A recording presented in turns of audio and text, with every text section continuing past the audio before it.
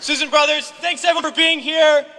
We're from the organization March Forward, and we're here to say to all those serving in the Army and the Marines and the Air Force and the Navy that you have the absolute right to refuse to take part in these criminal wars, and that's a right that all of you should exercise. You have no reason to go put your life on the line and kill and die for profit.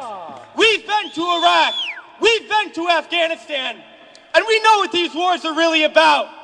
And we joined the military for many reasons. Because we need a college education, because we need a job, because we need health care. And then we joined the military, and they tell us that our enemies are poor people in caves in Afghanistan, or poor people in the deserts of Iraq. But we've been to those countries, and we know that our enemies are not other poor people abroad. Our enemies are the people that laid us off from our jobs, that denied us health care, that make it impossible to get an education. Our enemies are not in the poorest countries on the planet, but right here in the richest one. Now these wars, the occupations of Iraq and Afghanistan alone, are costing over $700 million every single day. This is a crime.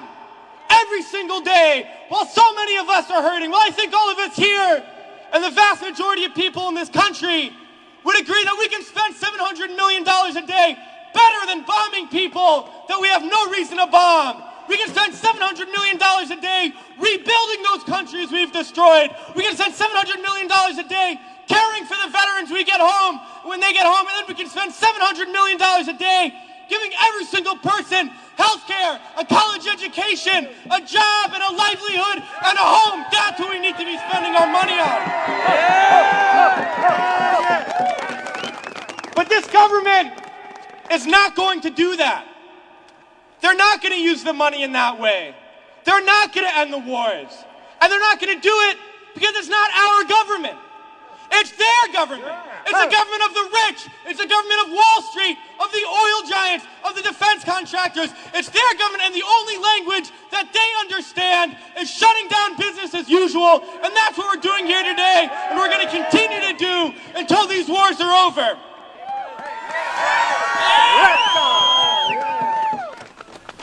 Well, it's crystal clear now that these wars are going to continue and expand and go into other countries. That is the trend. That is what we know, that there is perpetual war, and it's only going to stop if the people stand up and stop it. And that's what we're going to do, sisters and brothers.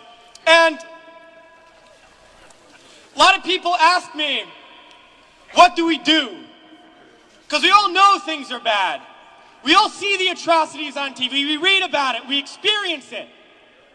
People always ask, what do I do? Because we always want to know what to do. Do we vote? Do we support a politician?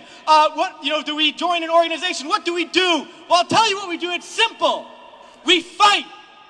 We fight and we fight and we fight, and we shut down our workplaces. We shut down our schools. We shut down the streets. We shut down business as usual, and we fight until we force the people in there to do what the people out here want, because that's how we're going to get around, and we're going to fight until there's not one more bomb drop, not one more bullet fired, not one more soldier coming home in a wheelchair, not one more family slaughtered, not one more day of U.S. imperialism. So let's fight to make that happen. We can do it today, and then the days ahead, we have to fight to end these wars and create a better world, sisters and brothers. So join us in that fight. Thanks.